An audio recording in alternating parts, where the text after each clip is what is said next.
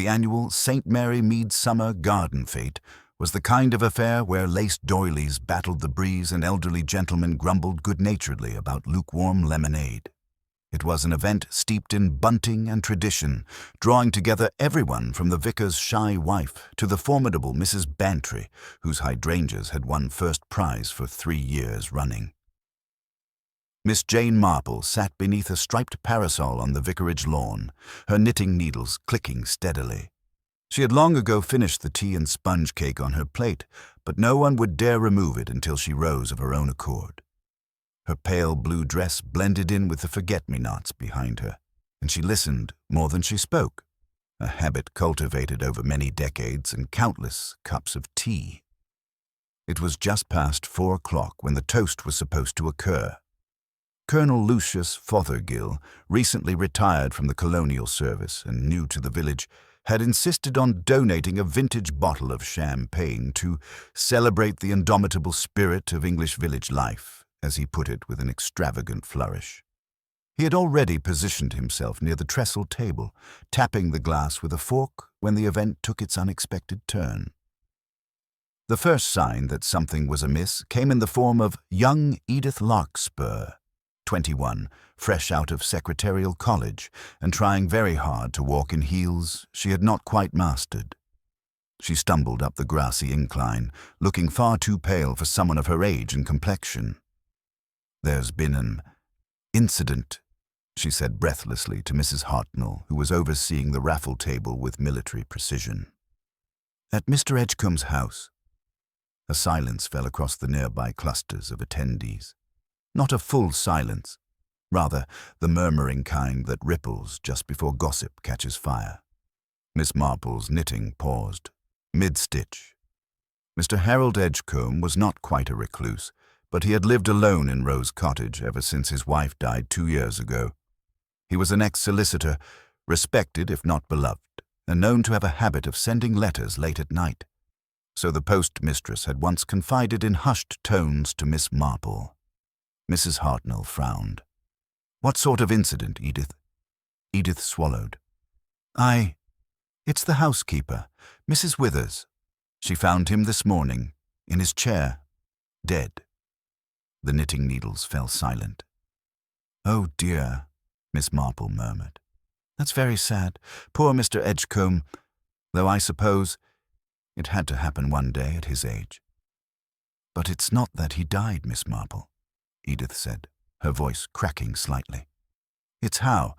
There was a cup spilled on the floor, broken glass, and there was supposed to be a letter on his writing desk, one he told Mrs. Withers he'd leave out for the morning post. Only—" She hesitated. "Yes, dear," Miss Marple prompted gently. "It's gone," Edith whispered. "Vanished, and the desk drawer where he kept his stationery.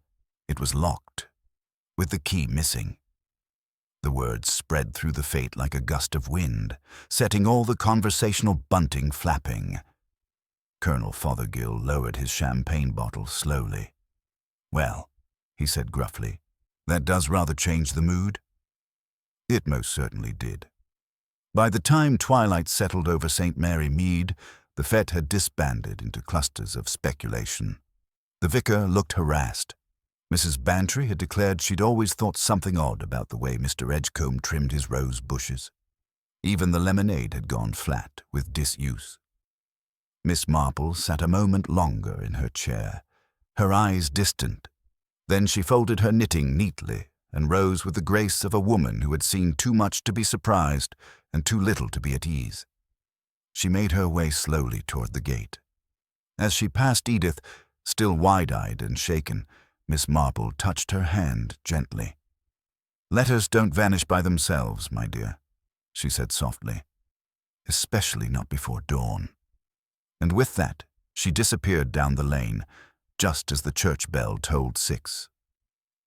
The lanes of St. Mary Mead wore an unusual hush the next morning, as though the hedgerows themselves were listening.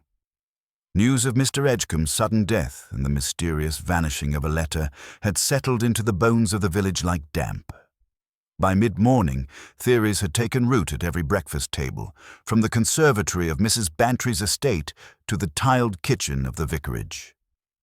At the High Street grocer's, Mrs. Hartnell held court with a group of apron-clad matrons, balancing a punnet of raspberries as she leaned in confidentially. "It's that housekeeper, mark my words. Mrs. Withers always had a pinched look, as though she disapproved of living. What sort of woman finds her employer cold and simply waits until morning to say something?" "She was frightened," suggested Mrs. Rumbold, though not with much conviction. "Edith said she went white as a sheet." "That could be guilt," Mrs. Hartnell replied triumphantly.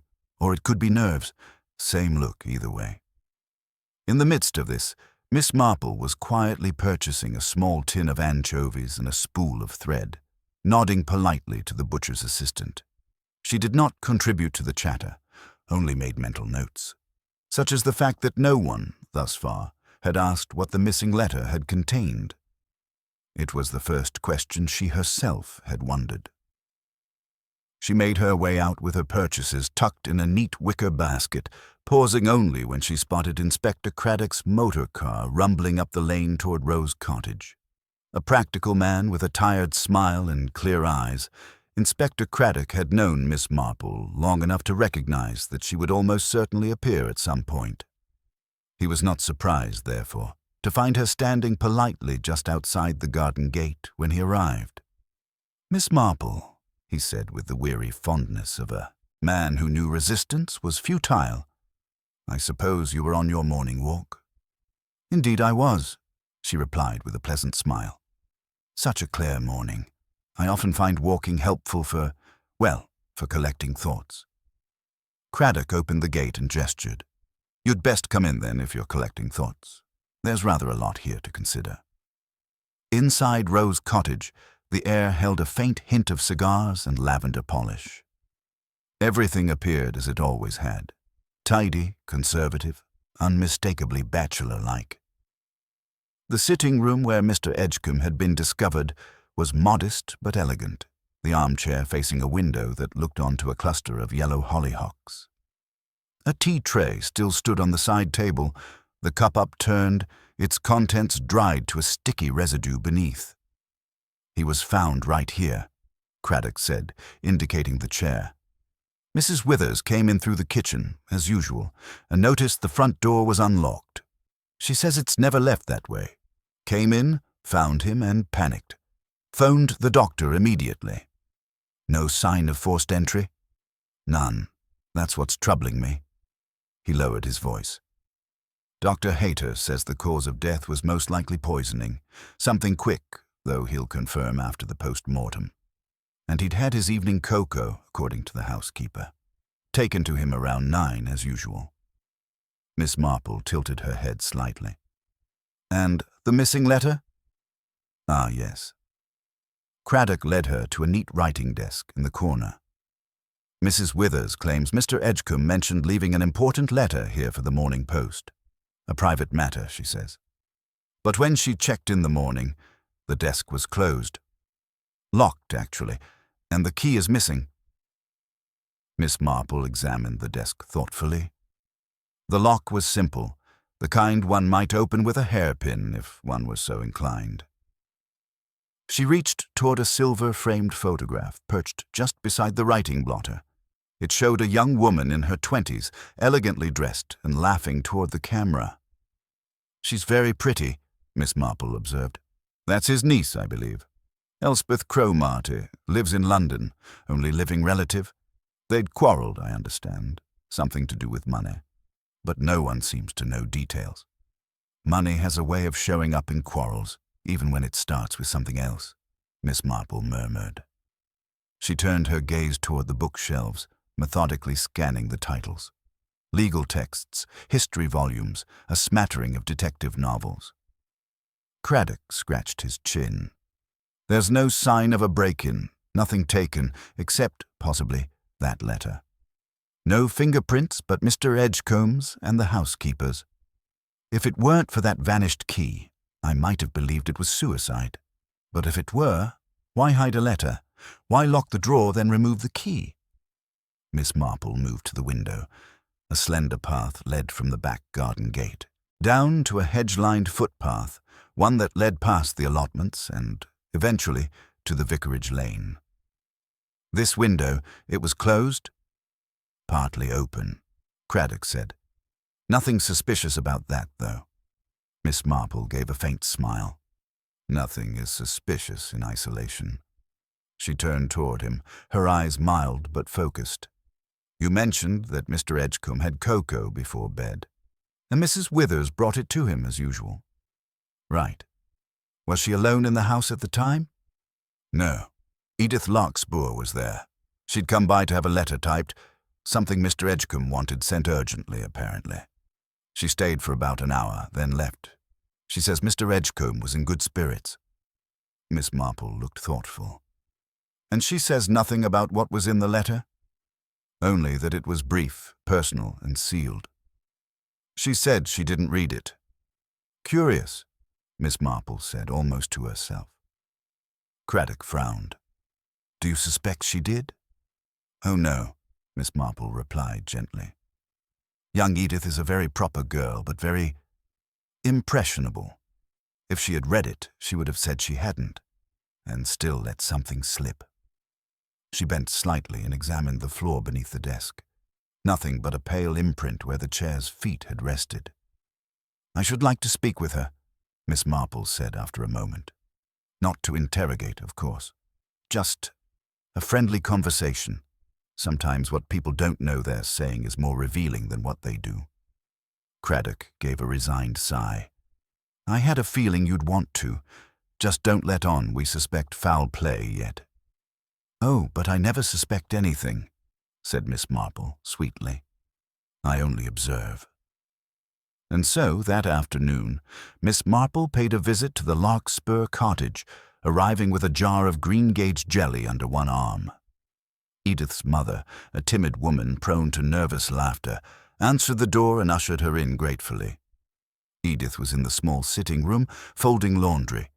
She looked pale still, and a little older than she had 2 days prior. Oh, Miss Marple, she said, setting down a blouse. It's all so dreadful, isn't it? It is, my dear, said Miss Marple, and sudden things always unsettle us. But I was thinking, you must have been the last person to see Mr. Edgecombe alive. That's something, isn't it? Edith nodded. I suppose so. He was quite well when I left. Calm. He didn't even mention feeling ill. Miss Marple sat beside her and offered the jar of jelly, which Edith took with a distracted thank you. I understand you typed a letter for him, Miss Marple said gently. Yes. Just a page or two. He dictated it to me. I typed it, then he signed it and sealed it. That was all. Do you remember who it was addressed to? Edith hesitated. I think it was to his solicitor in London. Mr. Matheson, perhaps. It was a personal matter. He seemed rather relieved after I'd finished it. Miss Marple nodded slowly. Relieved is an interesting word, don't you think? Yes, he was tense beforehand, very quiet. Then he smiled and said he'd post it in the morning himself. Miss Marple's knitting bag rested on her lap. Her hands moved softly against the fabric. Edith, do you remember where the key to his desk was? It was in a little porcelain box on the mantel. He always kept it there. Miss Marple's eyes brightened, but only slightly. How odd, she said gently. Because it wasn't there this morning, was it? Edith blinked. No, it wasn't. Miss Marple rose, patting Edith's hand. Thank you, my dear. You've been very helpful.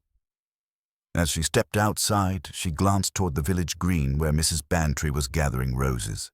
The sun dipped low behind the hedges, casting long shadows. A sealed letter, a missing key, a very personal quarrel, and a sudden change in mood. Miss Marple walked home slowly, her mind already arranging the facts into delicate patterns like lace on linen. Somewhere in St. Mary Mead, someone was lying, not boldly, but subtly, and perhaps with good reason. But lies, like letters, have a habit of disappearing only for a time. The days that followed carried a quiet tension, woven through the routine of village life like a thread pulled too tight. St. Mary Mead seemed to hold its breath, every whispered word carrying more weight than usual. The market stalls on Wednesday had fewer customers, and at the post office, the usual cheerful chatter was replaced by low murmurs and furtive glances.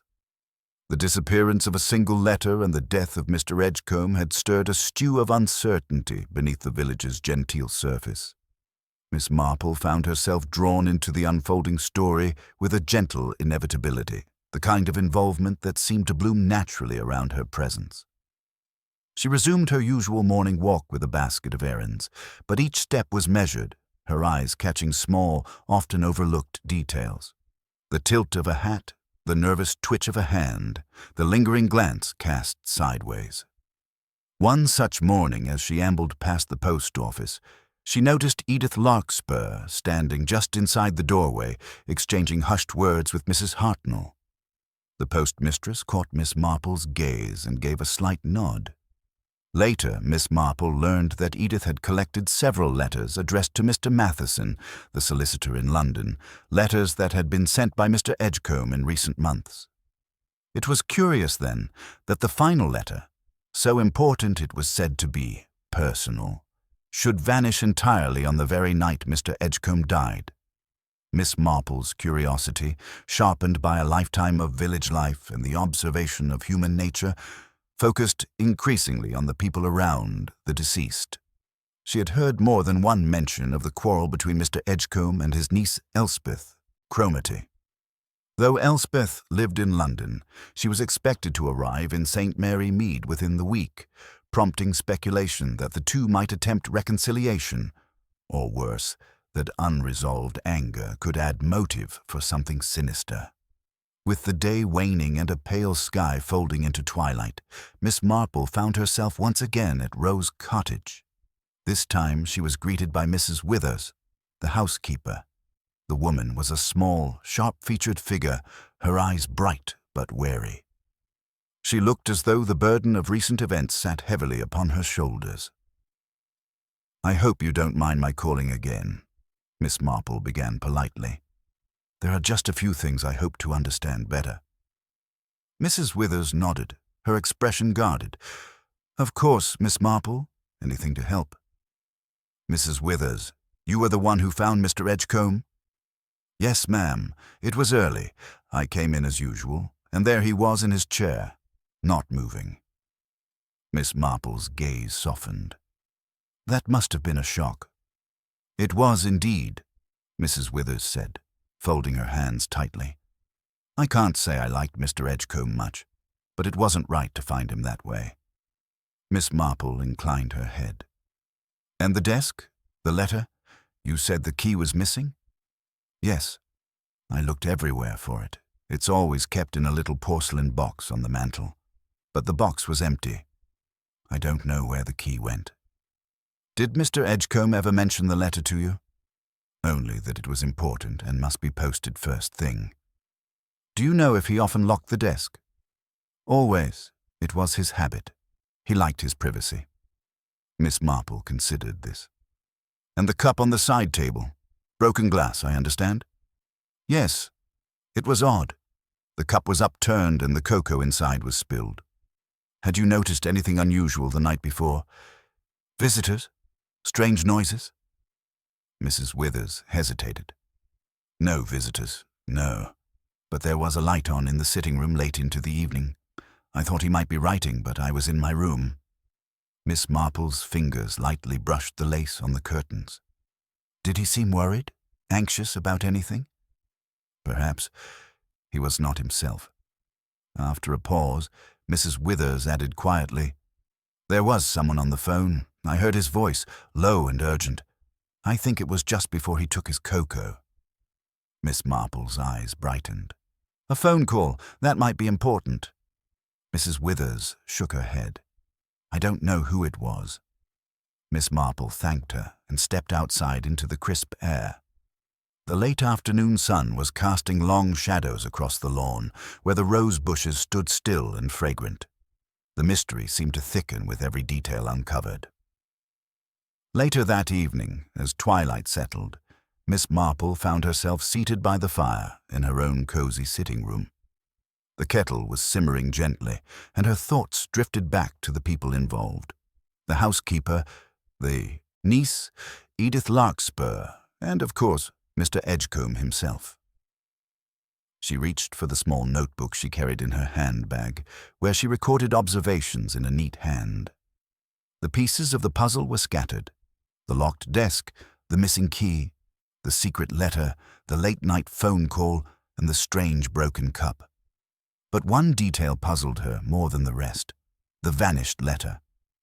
Who had taken it, and why? Miss Marple's thoughts turned to the village itself. St. Mary Mead was no stranger to secrets, and it was often the most unassuming people who harbored the deepest ones.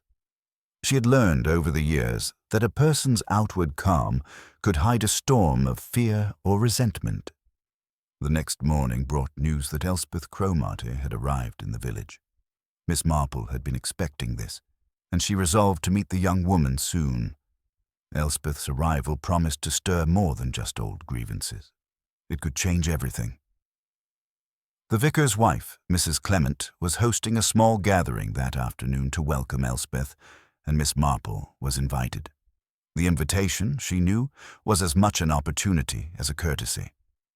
At the vicarage, the drawing-room buzzed with polite chatter as villagers greeted the niece of the late Mr. Edgecombe.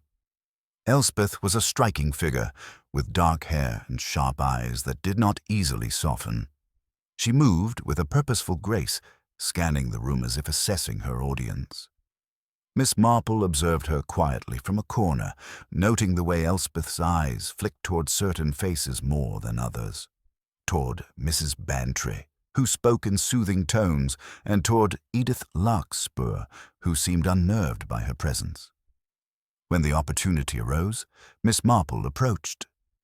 "Miss Cromarty," she said with gentle warmth, "I'm sorry for your loss. Your uncle was a complicated man, I understand." Elspeth's gaze sharpened, but she nodded. "Yes, he was. And there are things about him I never truly understood." "Perhaps," Miss Marple said thoughtfully. "There are things about all of us that remain hidden until the last moment." Elspeth smiled faintly. "I suppose that's true. I only wish I'd been here sooner." Miss Marple's eyes twinkled. "Sometimes arriving late has its advantages." Their conversation was interrupted by the arrival of Inspector Craddock, who politely took Elspeth aside for a brief word. Afterward, Elspeth joined a small group by the window, but Miss Marple noticed the tension in her posture, the way her hands clenched briefly around a glass of tea. Returning home later, Miss Marple pondered the web of connections. The locked desk, the missing key, the late-night call, and now the niece's sudden arrival all suggested a story more tangled than it first appeared. That evening, as the village settled into darkness, a new development arrived in the form of a telegram addressed to Inspector Craddock, delivered by the postman with a hurried explanation. The message was brief but significant. The post-mortem results confirmed poisoning, specifically a rare toxin difficult to detect without specialized tests. The doctor advised urgent further inquiry. Miss Marple folded the telegram with care, her mind already turning over the implications. Poisoning suggested intention, planning, and motive.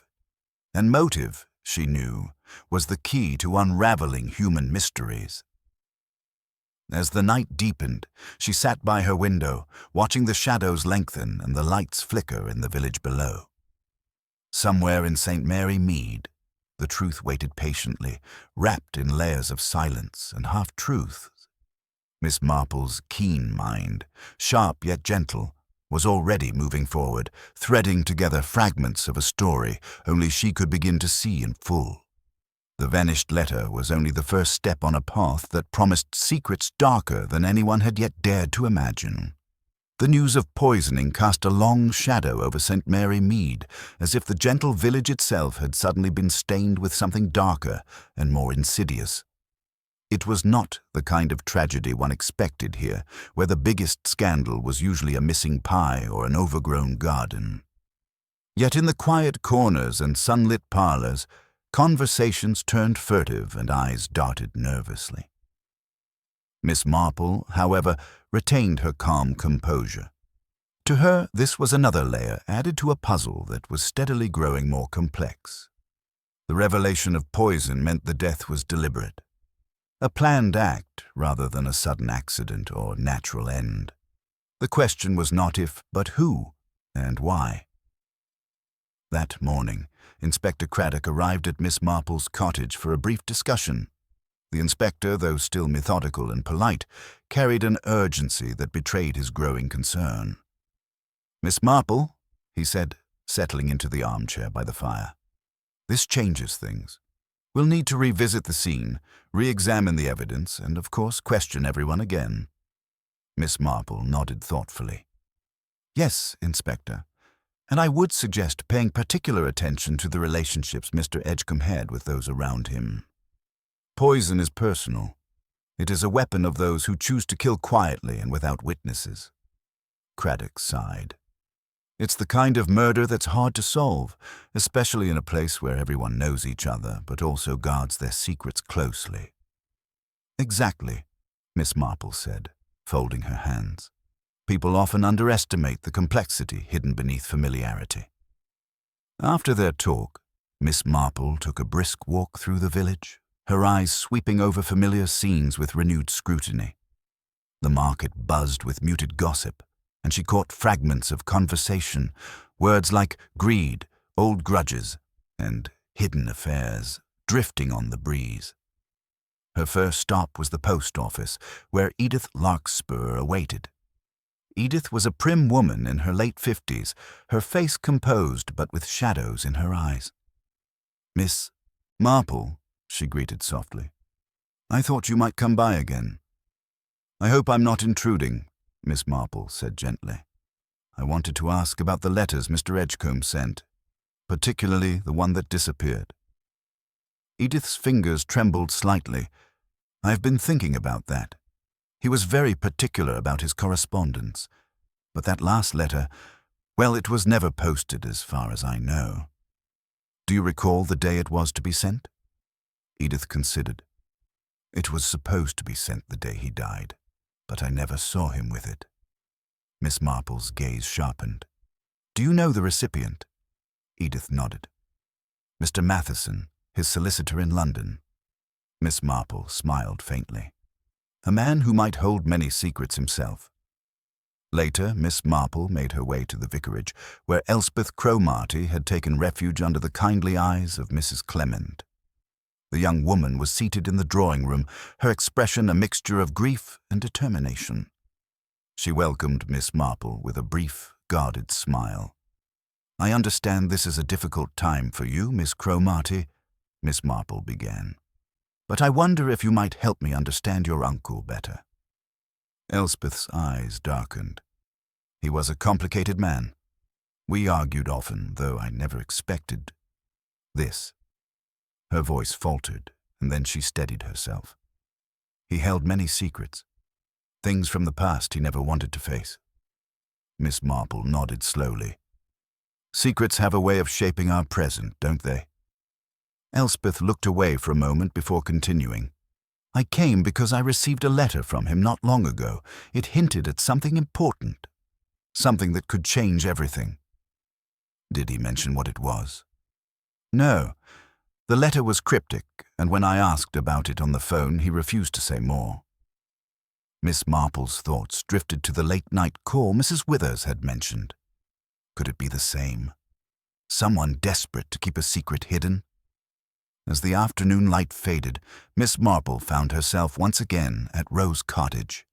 The housekeeper was willing to speak more now that some hours had passed. "Mrs. Withers," Miss Marple said quietly, "did you notice anything unusual about the servant's behavior? Anyone acting out of place?" Mrs. Withers hesitated, then said, "There was Thomas, the gardener. He seemed distracted the last few days. I thought perhaps he was worried about something." Did you see him near the house on the evening of the death? Yes, ma'am. He was tending the roses late that night. I thought it odd he was still out so late. Miss Marple nodded. And the other servants?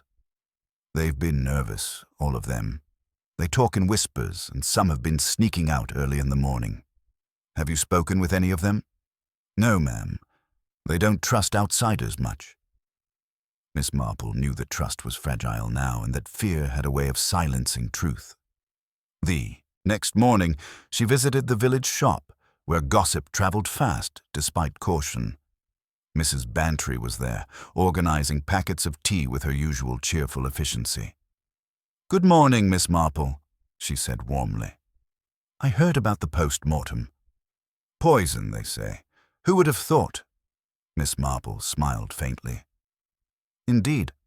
I'm trying to understand the who and the why. Do you know if anyone in the village had reason to wish Mr. Edgecombe ill?" Mrs. Bantry glanced around before lowering her voice.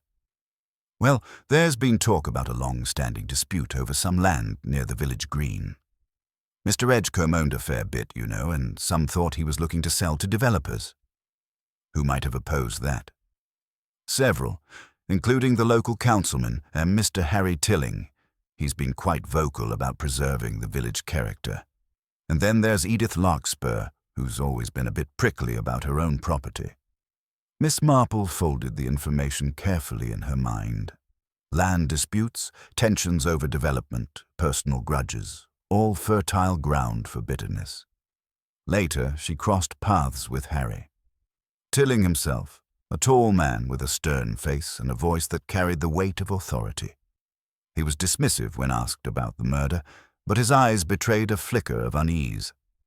"Poisoning, you say?" he muttered. "Nonsense. This village is better than that." Miss Marple gave him a gentle smile. "Sometimes the worst things hide behind the best facades." The day wore on, and with it, the threads of the investigation began to weave more tightly. Miss Marple sensed that the vanished letter was more than just a missing piece of paper. It was a symbol of a larger secret, one that many wished to remain buried. That evening, a knock at Miss Marple's door brought an unexpected visitor.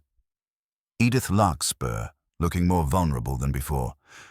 "Miss Marple," she began hesitantly, "there's something I should tell you, something I didn't think was important until now."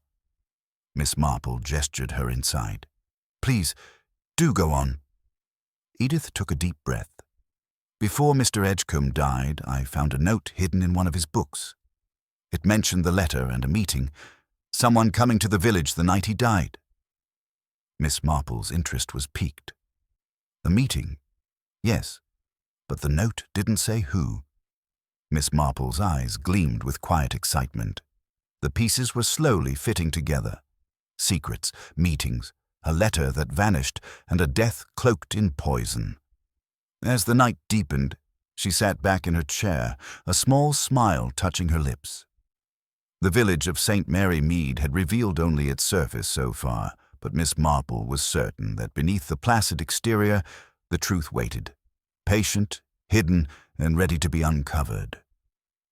Miss Marple sat quietly for a moment, the dim glow of the lamp casting soft shadows across the familiar clutter of her sitting room.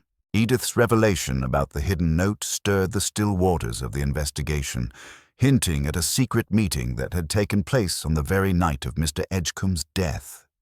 The note was a slender thread, fragile but potentially strong enough to unravel the mystery if followed with care. The following morning, with a soft drizzle settling over St. Mary Mead, Miss Marple paid a visit to the village library. It was a place where people often left traces of their interests and movements, sometimes unknowingly. She knew Mr. Edgecombe had been a regular visitor, often consulting the local history volumes and legal archives.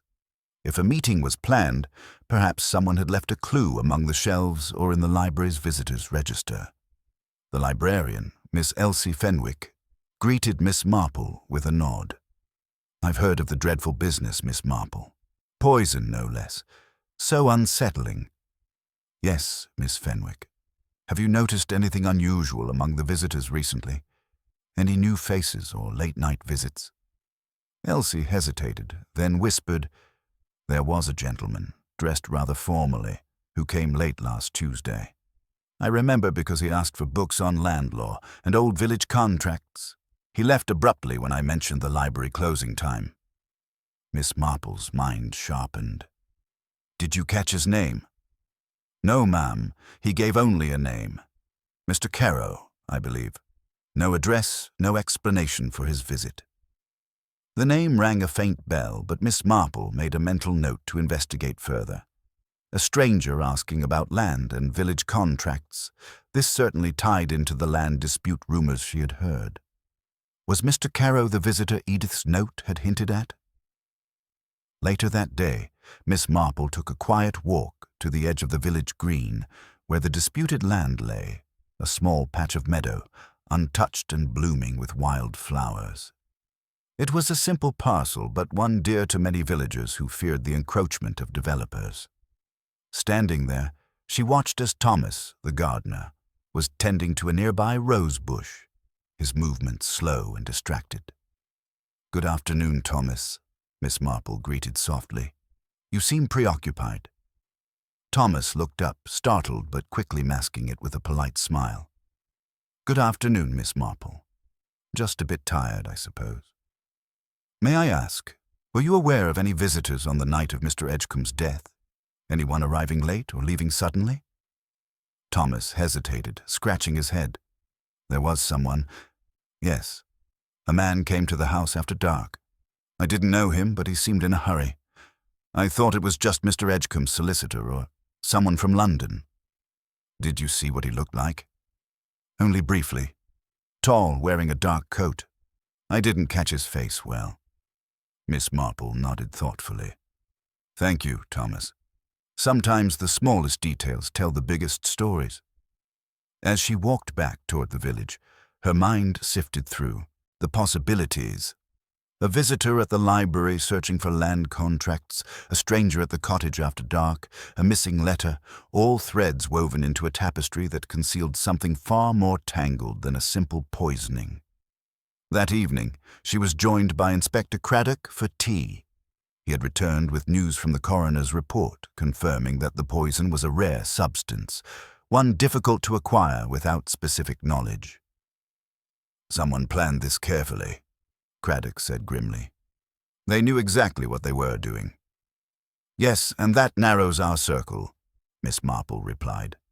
"Not everyone in the village has access to such poison or the knowledge to use it." The inspector nodded. "We're still examining the kitchen and the household stores, but so far, no trace of the toxin's source." Miss Marple sipped her tea and observed Craddock thoughtfully. "Have you considered who would benefit most from Mr. Edgecombe's death?" Craddock frowned. "There are a few people with motives. The land dispute is obvious, but there's more beneath the surface. Family tensions, financial troubles, perhaps even romantic entanglements." Miss Marple's eyes twinkled. "People always carry more secrets than they let on." The conversation was interrupted by a soft knock at the door. Edith Larkspur stepped in, looking more composed than the night before, but clearly burdened. "I found something this afternoon," she said, holding out a folded piece of paper. "It was tucked in one of my uncle's ledgers. I didn't understand it at first, but now I think it relates to the missing letter." Miss Marple unfolded the paper carefully. It was a short note, written in a hurried scrawl. "Meeting at dusk. Trust no one. Bring the papers." Dusk, Miss Marple mused. The time of day when shadows lengthen and secrets seem to hide in the gathering dark. "Do you think it refers to the letter?" Edith asked. "Quite possibly. It suggests there was something important to be exchanged, papers, letters, information, and a distrustful atmosphere." "Who would he distrust?" "That is the question," Miss Marple said softly. "And it is why we must look more closely at those who stood to lose or gain from this." The next morning brought a flurry of activity. Inspector Craddock had summoned several villagers for questioning, including Harry Tilling and Edith Larkspur, along with Elspeth Cromarty and Thomas the gardener. Miss Marple observed from the corner of the room, listening carefully as voices rose and fell, accusations and defences mingling in the tense air. Harry Tilling was particularly forceful, insisting that the dispute was purely political, denying any personal malice. Edith maintained her composure but appeared nervous whenever her uncle's name came up. Elspeth's eyes betrayed pain, while Thomas was visibly uncomfortable under scrutiny. When Craddock asked about the rare poison, a strange silence fell. Then, unexpectedly, Edith spoke up. "I have heard whispers," she said cautiously, "of a man named Caro who deals in rare substances. Some say he has connections in London that reach into the medical world." Miss Marple's pulse quickened. This was the second mention of Caro. "Do you know where he might be found?" Craddock asked. "No, but I believe he visits the village only rarely. A shadow passing through." Miss Marple leaned forward. "If he is involved, then the poison may have come from outside the village, brought in by someone familiar with him." The inspector jotted notes, then looked toward Miss Marple. "Do you think this mysterious Caro is the key?" "It would be unwise to dismiss the possibility," she answered, "but there is more to this than a simple stranger. The true killer is someone with knowledge of poison, of people's fears, and of the secrets that keep them silent." As the questioning ended, the villagers departed in small groups, casting wary glances at one another. The atmosphere was thick with suspicion, and Miss Marple knew that beneath the veneer of politeness, old resentment simmered dangerously. That evening, Miss Marple sat by the window, watching as fog crept over the village lanes. Her thoughts circled back to the missing letter, the secret meeting, and the hidden note. Somewhere in the quiet houses of St. Mary Mead lay the final pieces, waiting to be uncovered by patient eyes and a mind that understood the nature of human weakness. She felt, with a quiet certainty, that the answer was close. The shadows of deception were gathering, but the dawn would soon break, and when it did, the truth would come to light. Slowly, surely, and with the delicate precision only Miss Marple could provide. The morning after the questioning dawned grey and misty, with the village cloaked in a damp silence that seemed to press upon the shoulders of its inhabitants. Miss Marple, seated at her small kitchen table, allowed herself a moment to reflect on the developments of the day before. The arrival of Edith's note, the mysterious Mr. Caro, the rare poison, each element was a thread, but still they were not yet woven into a coherent whole. It was as if the pattern lay just beyond her grasp, concealed behind a veil of genteel propriety and carefully maintained appearances. As she prepared a pot of tea, the soft knock at her door startled her from her thoughts. It was Dr. Haydock, the village physician, who entered with his usual brisk air, though his face was drawn and anxious. "Good morning, Miss Marple," he began without preamble. "I hope I'm not intruding." "Not at all, Doctor. Please come in," she replied, motioning toward the armchair by the hearth. Dr. Haydock sat down heavily, rubbing his hands together. "I wanted to speak with you about the poison. It's quite unlike anything I've encountered before. Very potent and highly specific in its effect. I've been thinking about how one might obtain such a substance in our little village." Miss Marple nodded thoughtfully. "You mentioned it might be connected to London." "Yes. The chemical's rarity suggests it would be brought in by someone with medical or scientific connections, possibly a supplier known to only a few. Do you know anyone who fits that description here in St. Mary Mead?" He hesitated. "Not by profession, but there is one man I've always regarded with suspicion. Mr. Caro, the solicitor. He's new to the village, keeps himself to himself, and there are rumors about his business dealings before he came here." "Mr. Caro," Miss Marple said slowly, her mind turning over the name again. "He came up in our library inquiry as well." "Yes, and I took the liberty of visiting his office yesterday. It's quite well appointed for such a small village. I tried to learn more about his background, but found his records elusive." "Typical of those who prefer shadows," Miss Marple murmured. Indeed, he may have the means and the motive. But what puzzles me is why he would go to such lengths to poison Mr. Edgecombe unless it served a larger purpose. Miss Marple sipped her tea quietly. The land dispute, that patch of meadow that many cherish. Perhaps Mr. Caro was acting on behalf of someone with a financial interest. Or on his own, the doctor added grimly. The conversation was interrupted by the arrival of a note slipped under the door. Miss Marple unfolded it carefully and read aloud. "Come to the old chapel at dusk. Bring no one." Dr. Haydock's brow furrowed. The chapel, long abandoned and said to be haunted by local children. Exactly the sort of place where secrets are kept, Miss Marple said softly. "That's where you'll find the next clue," she added with a quiet determination. As the afternoon waned, Miss Marple made her way toward the chapel, her steps slow but steady through the misty lanes. The village was quiet, the usual bustle replaced by an unsettling stillness that set her nerves on edge. The chapel, a crumbling stone structure tangled in ivy, loomed ahead like a relic of a forgotten age. Pushing open the heavy wooden door, she entered the cool gloom within. The air was thick with dust and the faint scent of decay, but there was something else. A faint trace of tobacco smoke, surprisingly fresh.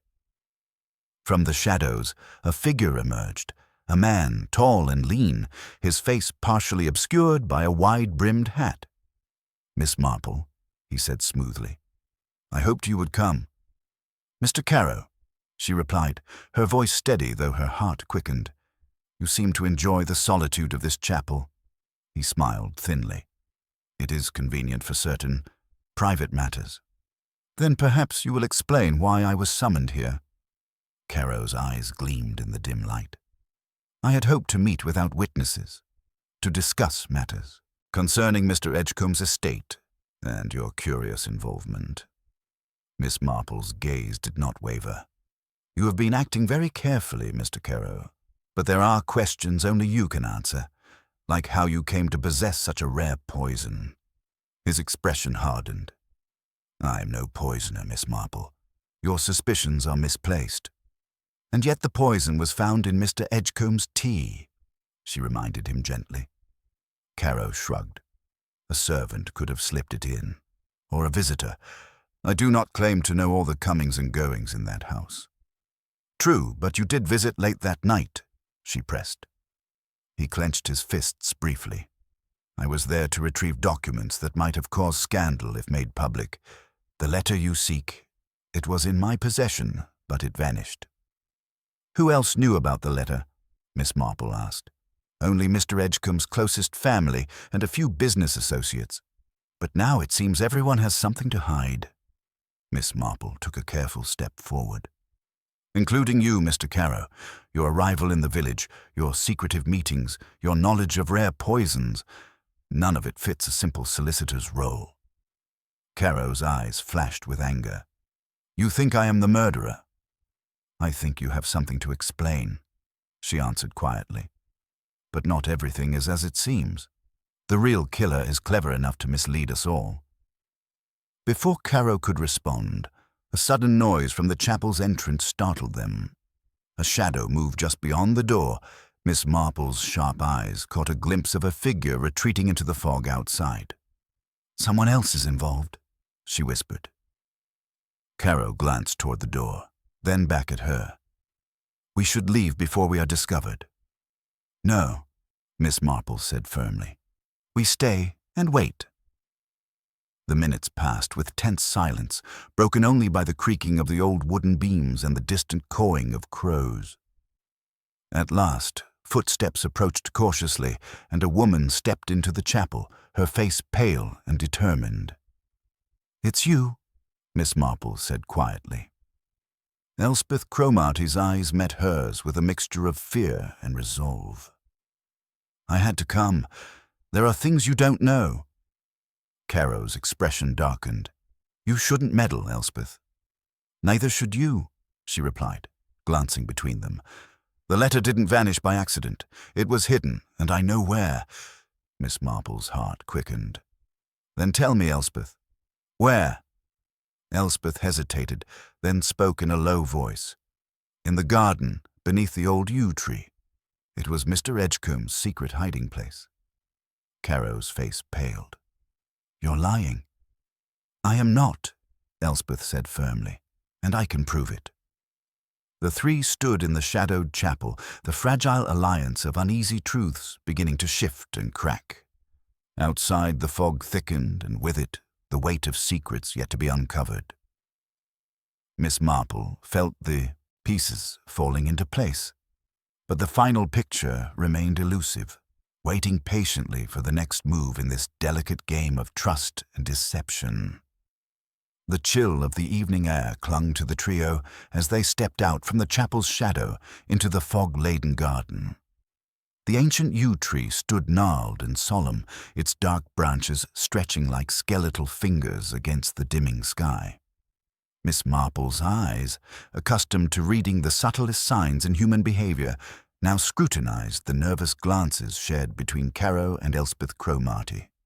The tension was palpable, each wary of the other, yet bound together by the fragile hope that the truth might be unearthed here. "Show me, Elspeth," Miss Marple said gently. "Lead the way." Elspeth nodded and moved toward the tree, her footsteps muffled by the damp grass. She paused before the base, crouching down and brushing aside moss and loose earth. Her fingers fumbled beneath the soil, and with a faint scrape, she pulled free a small, leather-bound envelope, worn with age but clearly preserved from the damp. Miss Marple took the envelope with care, noting the faint seal embossed upon its flap, the same delicate crest she had glimpsed before, the Pritchard family arms. Her heart quickened. This letter was the key, if it still contained what it had promised. Elspeth stood, watching closely as Miss Marple peeled back the seal. The paper inside was yellowed but intact. Unfolding it, Miss Marple's sharp eyes scanned the script. A hastily written confession, revealing a long-buried scandal involving the transfer of estate lands and a promise broken between generations. The letter spoke of deceit, a concealed will, and a threat that could ruin reputations and fortunes alike. Caro's face twisted with a mixture of shock and fury. This changes everything. If this letter were made public, it would ruin many lives," Miss Marple finished softly. "Including yours, Mr. Caro, which might explain your desperation." Elspeth's voice trembled. That's why the letter had to vanish. Someone wanted to silence the truth, to keep the Pritchard name unblemished. "And who do you suspect?" Miss Marple inquired, eyes narrowing. Elspeth hesitated, then glanced over at Caro. "There are more players in this than we realize. But it's clear some are willing to kill to protect their secrets." Caro's posture stiffened. "You speak dangerously, Miss Cromarty. I warn you, meddling in affairs like this could lead to more than just social ruin." Miss Marple raised a calming hand. "Enough threats. We are close to understanding the whole picture, but we must proceed carefully." The fog deepened around them, muffling the sounds of the village beyond the garden walls. Miss Marple considered the pieces again. A secret letter revealing deception, a rare poison, a disgraced solicitor, and now a witness willing to defy danger for truth's sake. "Let us return to the village," she said. "We need to gather more information, quietly." Back at the vicarage, the atmosphere was tense yet charged with purpose. The small sitting room, usually a sanctuary of tea and knitting, had become the nerve center of this unfolding drama. Miss Marple spread the letter on the table, its yellowed edges catching the firelight. "We must be cautious," she said. "The letter alone is not proof of guilt. Someone has gone to great lengths to manipulate this story, perhaps to frame Mr. Caro or someone else entirely." Dr. Haydock, who had joined them, nodded. "The poison, the letter, the vanished will. It's a complex web, but the motive is clearer now. Wealth and reputation." Elspeth sat quietly, her fingers tightly clasped. "I overheard a conversation yesterday between two villagers discussing the recent changes in the estate. There was mention of a third party, someone not known well here, but with a stake in the outcome. Miss Marple's eyes gleamed with interest. "Did you catch a name?" "No, but one of them mentioned the name Blythe. Does that mean anything?" Miss Marple's thoughts turned immediately to Lydia Blythe, the reclusive heiress who lived on the outskirts of the village. She was a figure shrouded in whispers, wealthy, eccentric, and rarely seen except at official gatherings. "Perhaps we should pay Miss Blythe a visit," Miss Marple suggested. The group agreed, and shortly after, Miss Marple found herself once again walking the winding country lane toward the Blythe estate, a grand but aging manor with wild gardens and a wrought iron gate that creaked ominously. The butler greeted her with polite reserve, admitting her into a dimly lit drawing-room where Lydia Blythe sat near the fire. The woman's sharp eyes regarded Miss Marple with a mixture of curiosity and caution. "Miss Marple?" Lydia began, her voice cool but not unkind. "I hear there is much talk in the village." "Yes, Miss Blythe. I was hoping you might help shed light on some of it," Miss Marple replied softly. "It concerns the estate, a certain letter, and some rather dangerous developments." Lydia leaned forward, a faint smile playing at her lips. "Dangerous indeed. There are truths better left buried, I'm afraid." Miss Marple studied her carefully. "And yet, sometimes the truth is the only way to clear suspicion and pain alike." Lydia nodded, as if weighing a decision. "Very well, I'll tell you what I know. The letter was a threat to us all, a weapon wielded by those who sought to gain control. But it was never just about land or money." "Then what was it about?" Miss Marple asked. "Revenge," Lydia said quietly. "A long-standing grudge rooted in family betrayal.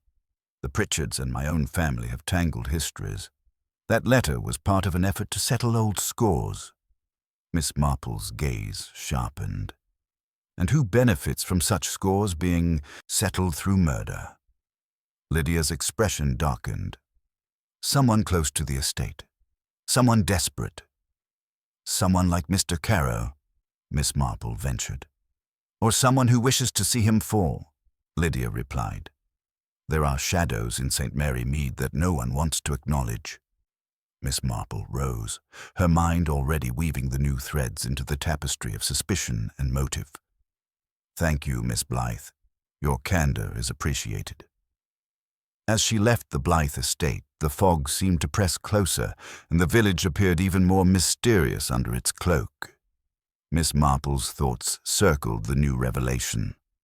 This was no simple case of a missing letter or a solitary murder. It was a complex interplay of past grievances, secret alliances, and carefully hidden intentions. Back in her own home, as the fire burned low, Miss Marple reflected on the day's discoveries. Each conversation, each clue, had brought them nearer to the heart of the matter. The letter beneath the yew tree was a key, but there were locks still unturned. Her mind returned to the poison, rare and precise, and to the shadows moving silently through St. Mary Mead. The killer was still out there, weaving deception like a spider in its web. Tomorrow she would gather the village once more. There were questions yet to ask, and Miss Marple, with her keen eye and gentle persistence, was ready to listen to the lies, the truths, and the silences that would lead her to the answer. The following morning dawned overcast and gray, the sky hanging heavy, as if burdened by the secrets that shrouded St. Mary Mead. Miss Marple sat quietly at her kitchen table, the faint aroma of brewing tea mingling with the soft patter of rain against the window pane. Her gaze drifted toward the garden beyond, where the once gleaming morning dew now appeared dull and tired, much like the village itself after the unsettling events of recent days. Though the letter found beneath the ancient yew tree had cracked open a hidden chamber of old resentments and forgotten promises, the core of the mystery remained just out of reach. The poison, the vanished document, the tangled histories, each piece was beginning to form a pattern, but Miss Marple knew well that the full picture required careful, deliberate observation. A soft knock at the door broke her reverie.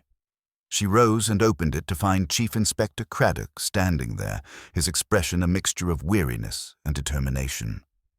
"Good morning, Miss Marple. I trust you slept well." "Not as well as I might have hoped, Inspector," she replied with a gentle smile. "This village has more secrets than morning mist, it seems." Craddock stepped inside and shook off his coat. "I've been reviewing the statements from last night. There are inconsistencies. Nothing overt, but enough to keep me uneasy." Miss Marple nodded, pouring him a cup of tea. "That is often the case with truths that are too uncomfortable to admit, and it is not only what people say but what they do not say that reveals their character." They sat in companionable silence for a moment, sipping their tea. The inspector's brow furrowed as he considered her words. "I'm particularly intrigued by the connection to Lydia Blythe. She's well known for her sharp wit and guarded demeanor. Did she reveal anything that might help us narrow down suspects?" Miss Marple sighed lightly. She confirmed that the letter was a threat, tied to long-standing family grievances. But her words suggested that the motives run deeper than simple inheritance disputes. "It is a tangled web indeed." Craddock glanced at his notebook. "Elspeth Cromarty has also been quite forthcoming. She found the letter after all. But there's a hesitancy in her that I can't quite place. Almost as if she fears the consequences of what she might uncover." "That hesitation is the very thing I observed," Miss Marple agreed. "Fear, or perhaps loyalty. Villagers often protect their own, even when it means hiding uncomfortable truths."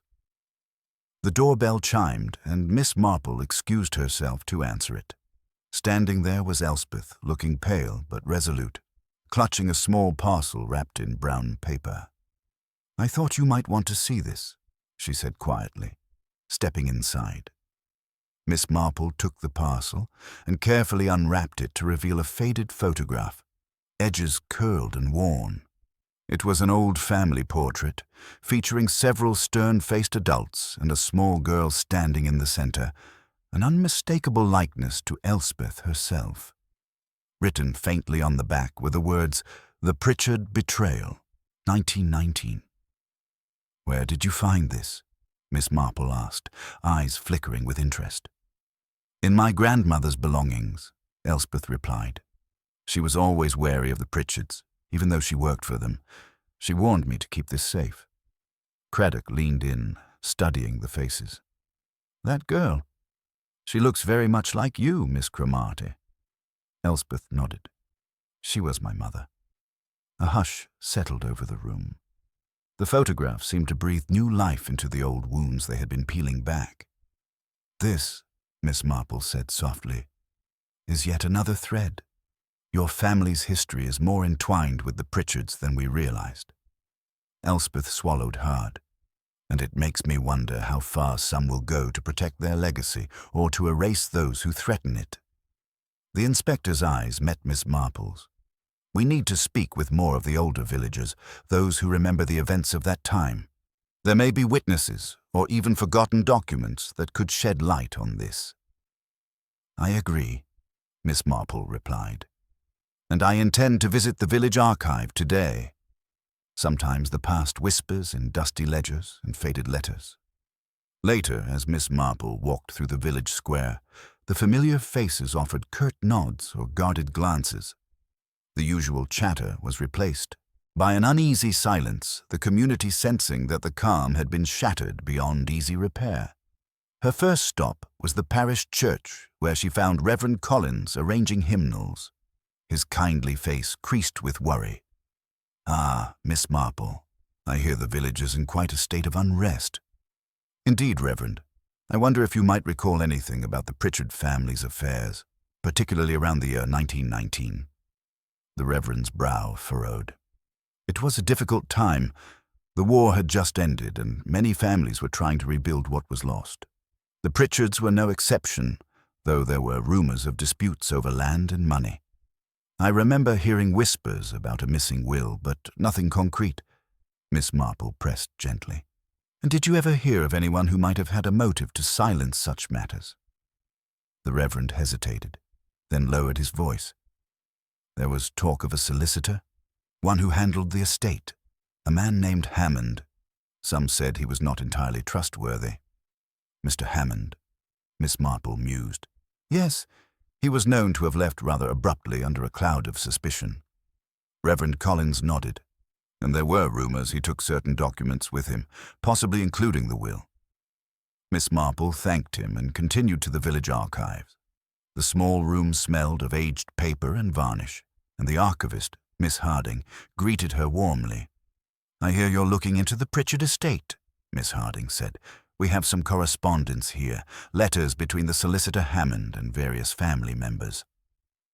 Hours passed as Miss Marple sifted through the brittle pages. One letter caught her attention, a terse note from Hammond hinting at a final settlement and warning of unforgivable betrayals. The language suggested tension but was frustratingly vague. By late afternoon, the rain had ceased, leaving the village cloaked in a mist that blurred the edges of the familiar. Miss Marple returned home with the letters in hand and a mind racing to connect the dots. As dusk settled, Chief Inspector Craddock arrived with news. "There's been an incident," he said gravely. "A break-in at the solicitor's old office in the village." Miss Marple's eyes sharpened. "What was taken?" "Nothing, apparently. But the place was ransacked, papers scattered. Whoever did it was searching for something specific." "The past is clawing its way back," Miss Marple murmured. "And the danger is growing." Craddock frowned. "I fear this is only the beginning. Someone wants to keep the truth buried and is willing to take extreme measures." Miss Marple sat quietly, considering. The shadows of old betrayals stretched long and dark across St. Mary Mead. She knew the time was near when subtle observation would give way to decisive action. The fragile calm was about to shatter once more, and the truth, finally, would emerge from the mist. The night, after the break-in at the solicitor's old office, was restless for Miss Marple. The flickering fire cast shadows that seemed to dance with whispered secrets across the walls of her sitting room, while outside, the village of St. Mary Mead slept uneasily beneath a thick, creeping fog. Miss Marple sat by the window, her knitting untouched on her lap, eyes fixed on the faint glow of lamplight flickering from the nearby cottages. The threads of this tangled mystery pulled taut in her mind, weaving together whispered rumors, old family grudges, and the restless fears of a community on edge. When morning broke, it brought with it a pale, grey light and a resolute determination in Miss Marple. She rose early, dressed with quiet purpose, and prepared to visit those whose lives were most closely entwined with the Pritchard legacy. There was much to be gleaned not from evidence, but from the subtle movements of people, their silences, their hesitations, and their guarded words. Her first call was upon Mrs. Hilda Tressilian, the widow who ran the village post office and was known for her unerring memory of village affairs. Miss Marple found her carefully arranging parcels behind the counter, her eyes sharp beneath the folds of her lace bonnet. "Good morning, Mrs. Tressilian," Miss Marple began, her tone warm but probing. "I hope I'm not intruding, but I wondered if you might recall anything unusual around the time the letter was sent. Anything, however slight, that might help us understand who wished the Pritchard family ill." Mrs. Tressilian paused, glancing toward the window as if recalling distant echoes. "Well, dear, now that you mention it, there was a man who came to collect a letter for Mr. Hammond just before he left the village. I didn't recognize him, and he was rather hurried, quite secretive." "Did he say anything, or perhaps leave a description?" Miss Marple asked gently. "Not much, only that it was urgent, and he promised to return, but he never did," Mrs. Tressilian replied, her voice dropping. "I thought it odd then, but who could have guessed it meant so much?" Miss Marple tucked this piece of the puzzle carefully away. A mysterious courier, one who vanished like a ghost, could well be the key to the missing letter and the threatened legacy it contained. From there, she made her way to the village inn, where gossip flowed as freely as the ale. The landlord, Mr. Bartlett, was polishing glasses behind the bar when she arrived, his usual joviality tempered by the sombre air hanging over the establishment.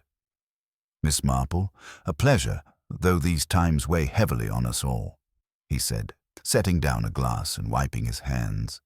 "You might want to speak with young Elsie Tanner. She's been acting strangely ever since the letter surfaced. Some say she overheard something she shouldn't have." Miss Marple nodded, making a mental note. "Thank you, Mr. Bartlett. I shall take a moment to speak with her." Elsie Tanner was found in a corner of the inn, nervously twisting a handkerchief. Her eyes darted anxiously as Miss Marple approached, but the gentle manner and familiar kindness soon eased her fears. "Miss Marple, I don't know much, really," Elsie began haltingly, "but I did hear Mr. Hammond speaking in whispers to a man last autumn. Something about protecting the family name and making sure nothing leaks. It sounded serious, like a secret worth hiding." "And did you see who the man was?" Miss Marple inquired softly. Elsie shook her head. "No, he wore a hat pulled low and the shadows hid his face, but I thought it odd. They met near the churchyard after dark. I tried to forget it, but now I think maybe I shouldn't have." The mention of the churchyard caused Miss Marple's thoughts to circle back to the old Reverend Collins, whose knowledge of village history and discreet insight could prove invaluable. She decided to pay him another visit before the day's end. Meanwhile, back at the police station, Chief Inspector Craddock was growing increasingly uneasy.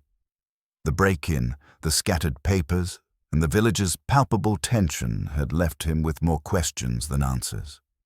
Yet he trusted Miss Marple's instincts implicitly, for her understanding of human nature had often unveiled truths that eluded conventional investigation. That afternoon, as Miss Marple entered the quiet rectory, she found Reverend Collins sitting by the window, a book of local parish records open on his lap. "Good afternoon, Reverend," she said, taking a seat opposite him. Elsie Tanner's account of a secret meeting near the churchyard was intriguing. Do you recall any unusual gatherings or whispered conversations in that vicinity? The Reverend sighed, folding the book shut. There have been murmurings, yes. A certain faction within the village has long feared that the Pritchard family's influence would one day resurface with a vengeance. Some believe that old wounds were not properly healed, especially those linked to land disputes and the alleged disappearance of the will. Is it possible someone has been watching the churchyard, waiting for an opportunity to strike or recover something hidden? Quite possible, Miss Marple. And I have also heard talk of a hidden compartment beneath the old yew tree, where important papers were supposedly concealed decades ago. Miss Marple's eyes twinkled faintly. That may explain the discovery of the letter, but it also suggests that others may be searching for what remains lost. As the Reverend spoke, the door creaked open and a figure slipped inside, a man whose presence caused a sudden tightening in the atmosphere. It was Leonard Pritchard, the last surviving member of the family, whose somber eyes seemed to carry the weight of history itself. "I hope I'm not intruding," Leonard said cautiously, "but I heard you mention the hidden compartment. If there is more to uncover, I want to be involved. This family's name has been dragged through the mud long enough." Miss Marple observed him carefully, noting the tension in his hands and the guarded nature of his tone. "Your family's legacy is central to this mystery, Mr. Pritchard. But I must warn you, secrets held too tightly can be dangerous." Leonard nodded. "I understand, and I'm prepared for whatever truths may come to light." Later that evening, as twilight deepened into night, Miss Marple sat once more by her fire, contemplating the day's revelations. The threads were slowly weaving into a tapestry, rich with deceit, fear, and ambition. Yet, like the faintest stitch in a grand embroidery, one small detail continued to niggle at the edges of her thoughts. The subtle scent lingering on the letter, a trace of lavender mixed with something faintly metallic. Could it be a clue to the letter's origin or the identity of the mysterious courier? Miss Marple was certain that every seemingly insignificant detail held meaning, if only one knew where and how. to look. Just as she was about to retire for the night, a sharp knock interrupted her reflections. Opening the door, she found Inspector Craddock once again, his face pale and urgent. "Miss Marple," he said breathlessly, "there's been another incident. A body was found this evening near the edge of the village, close to the old mill." Miss Marple's heart quickened, but her voice remained calm. "Tell me everything, Inspector." As Craddock began to recount the grim discovery, the cozy stillness of St. Mary Mead was shattered anew. The past was no longer content to remain buried, and the letter that vanished before dawn was only the beginning of a story darker and more twisted than any could have imagined.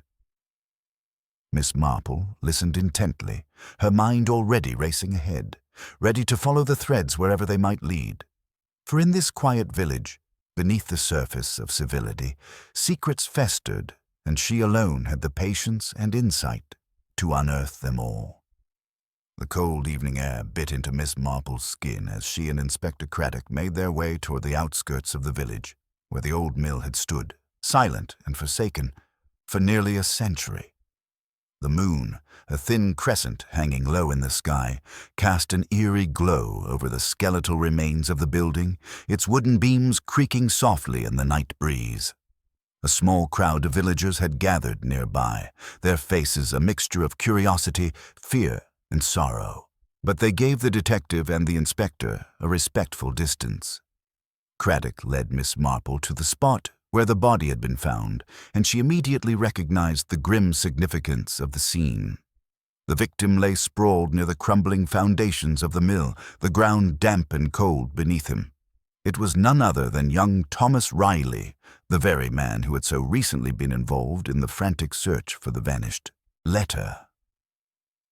The sight of Thomas's still form, his pale face partially obscured by strands of dark hair, filled Miss Marple with a heavy sense of foreboding. She knelt down carefully, eyes scanning every detail, the way his hands were clenched, the odd angle of his neck, and a faint trace of bruising near the temple that suggested a struggle. There were no obvious wounds from a weapon, but the signs of violence were unmistakable. "Has the doctor examined him yet?" she asked quietly. "Dr. Hayward was here shortly after the body was found," Craddock replied grimly. "He suspects a blow to the head, probably caused by falling or being pushed against one of the old beams."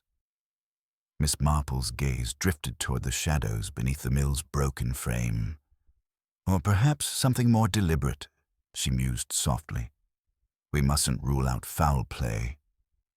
Craddock nodded in agreement, but his worry deepened. "This changes everything.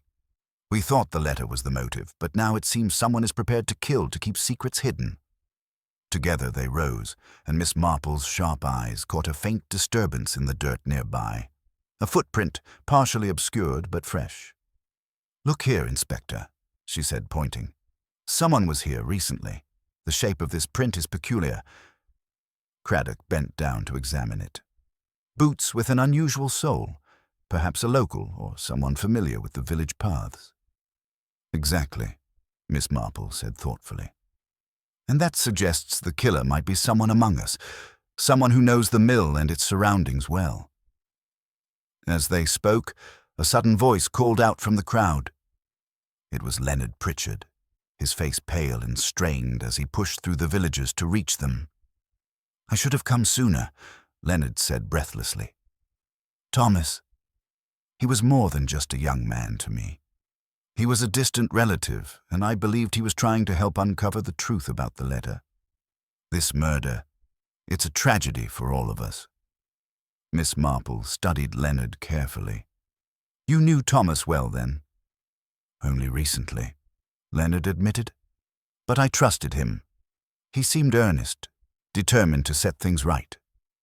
"And did Thomas confide in you about any threats or dangers?" Miss Marple pressed. Leonard hesitated, then shook his head. "No, if he did, he kept it to himself." The inspector stepped forward. "Leonard, we must ask everyone to stay in the village overnight. No one comes or goes without our knowledge." The villagers murmured in reluctant agreement, the shadow of suspicion settling over the community like a thick fog. Miss Marple, however, felt a quiet certainty stirring within her. The threads were beginning to weave a pattern she could almost discern. Back in her own cottage that night, the detective pored over her notes and recollections. The details of Thomas's death, the mysterious letter, the strange meetings near the churchyard, and the hidden compartments beneath the yew tree all formed a mosaic of motives and opportunities. Yet, as always, it was the subtle human elements, the hesitation in a glance, the careful choice of words, that held the key. The following morning brought new revelations. The village constable arrived with a small, worn envelope addressed to Miss Marple. Inside was a letter, unsigned but written in an elegant hand. Miss Marple, if you value your safety, cease your inquiries. Some truths are buried for good reason. The letter's secrets will bring ruin to more than one soul. Beware those who smile but conceal daggers in their hearts.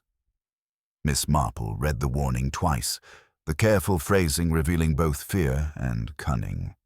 Whoever had sent this was watching her, aware of her investigations and intent on halting them. At breakfast, Miss Marple shared the letter with Craddock. This confirms that the killer is close and dangerous, but it also shows fear. Fear can be as telling as guilt. Craddock sighed heavily. We must be cautious. The killer is clever and desperate. Miss Marple nodded, but her mind was already racing through the possibilities. She recalled Mrs. Tressilian's mysterious courier, Elsie Tanner's shadowy witness, Leonard's guarded demeanor, and now this threatening letter. Each piece hinted at a different motive, a different suspect, yet they all converged on one truth. The letter contained more than mere words. It held the power to destroy lives. Determined to unsettle the killer's confidence, Miss Marple proposed a subtle plan. She suggested a small gathering at her home that evening, an informal tea with the key villagers, under the guise of maintaining calm and unity. But in reality, it was a chance to observe their reactions, to watch for that slightest flicker of anxiety or evasion that might reveal guilt. The afternoon was thick with tension as guests arrived, each carrying their own burdens of suspicion and fear. Mrs. Tressilian's sharp eyes surveyed the room. Elsie Tanner, pale and nervous, avoided direct conversation. Leonard Pritchard kept his gaze steady but reserved, and even Reverend Collins looked burdened with unspoken knowledge. Miss Marple played her role perfectly, engaging in light conversation while carefully observing. She noted the way Mrs. Tressilian's hands trembled slightly when the missing letter was mentioned, how Elsie's gaze darted toward the door, and the subtle stiffening of Leonard's posture at a casual reference to family secrets. At one point, she deliberately brought up the subject of the hidden compartment beneath the yew tree, watching closely as all eyes turned toward Leonard. He quickly dismissed it, but the brief flash of something, was it guilt or merely surprise, did not escape her notice. When the time came to say goodbye, Miss Marple felt the gathering had served its purpose. Her suspicions had crystallized into a clearer picture, but she was not yet ready to reveal what she had deduced. Instead, she resolved to probe further, to lay a subtle trap that would draw the killer out into the open. As the guests departed, the village seemed to hold its breath, as if sensing that the calm was but the surface of a deeper storm. Later, alone in her sitting room, Miss Marple considered the day's events. The killer was close, watching, perhaps even in that very moment, hiding behind a mask of innocence. But patience and careful observation had always been her allies. The letter had vanished before dawn, but its consequences were just beginning to unfold, and the final pieces of the puzzle were coming into view. Tomorrow would bring the test, the moment when truth would be forced from silence and shadows, and Miss Marple, with her quiet, unwavering resolve, would be ready. As dawn painted the sky with soft strokes of pink and gold, the village of St. Mary Mead stirred with a cautious sense of anticipation.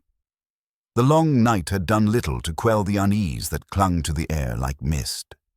Yet within her cosy sitting room, Miss Marple sat poised, a quiet confidence settling over her as the final threads of the mystery wove themselves into place.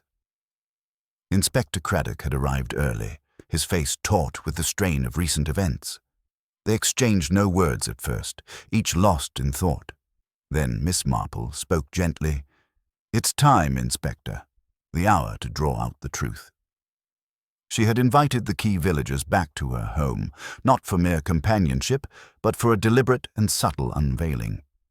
One by one, Mrs. Tressilian, Leonard Pritchard, Elsie Tanner, Reverend Collins, and a few others entered, their expressions wary, suspicion flickering beneath their carefully maintained facades.